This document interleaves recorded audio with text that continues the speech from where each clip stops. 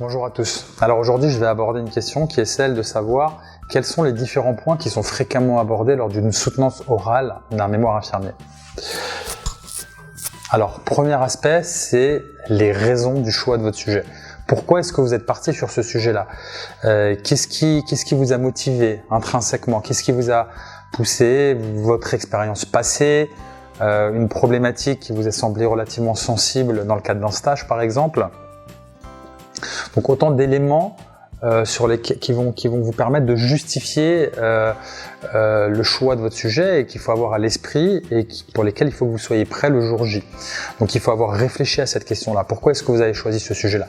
Vous êtes censé l'avoir déjà abordé plus ou moins dans le cadre de votre situation d'appel, dans le cadre de votre note de recherche. Donc il faut tout simplement le savoir effectivement. Ça peut s'appuyer sur vos expériences en stage, sur le service éventuellement dans lequel vous voulez vous spécialiser, sur des problématiques pour lesquelles vous avez pu voir que vos confrères n'ont pas excellé et vous pensez qu'une démarche qui consistera à rédiger un mémoire infirmier vous permettrait d'apporter de la valeur à la profession sur ce sujet-là.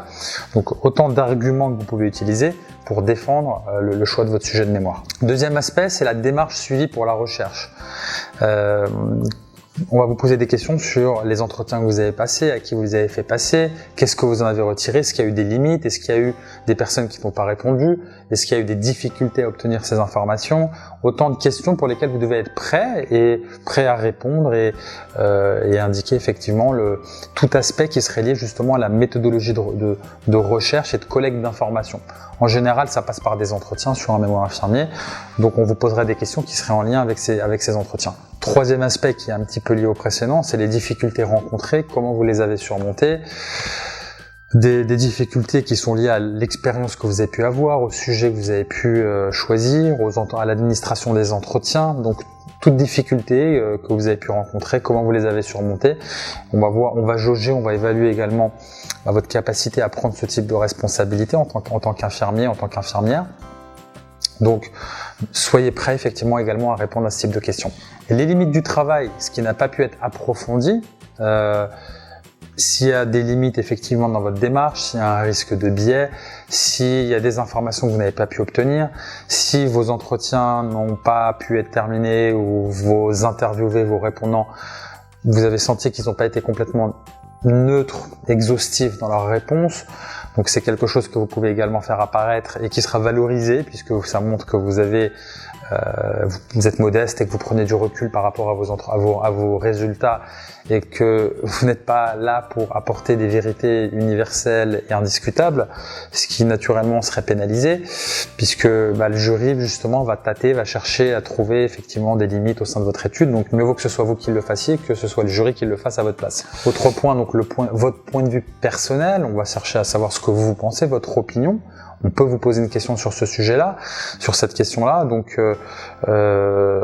soyez prêts à répondre à cette question. C'est toujours mieux d'être préparé plutôt que d'être confronté à l'improvisation. Avec le stress, pour certains sont plus sensibles au stress de la soutenance, donc ils peuvent être pris au dépourvu, avoir des trous de mémoire ou être pétrifiés. Donc si vous êtes prêt à répondre à ces questions-là, vous serez d'autant plus à l'aise, armé, préparé pour le jour J, et vous aurez de la matière, des arguments pour répondre au jury. Les apports de la recherche d'un point de vue professionnel, donc ce que vous avez apporté à la profession, qu'est-ce que vous avez apporté? Est-ce que votre mémoire vous a permis déjà, alors pour vous naturellement, est-ce que ça vous a permis de mettre en évidence une vocation, un attrait, une appétence pour une spécialité particulière, un service particulier, un type de relationnel particulier avec les personnes que vous avez pu soigner, et également auprès de la profession? Est-ce que les conclusions que vous avez pu en tirer peuvent être formateurs pour vos confrères, peuvent apporter des éléments, des outils nouveaux pour l'exercice de leur mission au quotidien auprès des soignés?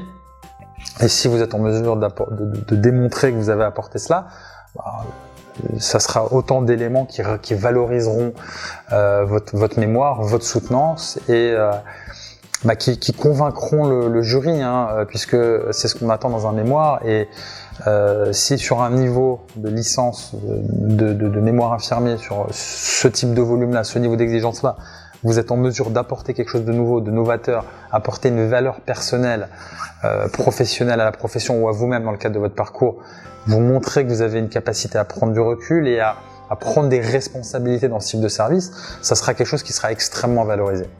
Voilà, j'espère que cette vidéo vous aidera à réussir la soutenance de votre mémoire infirmier et je vous souhaite bon courage pour cette rédaction.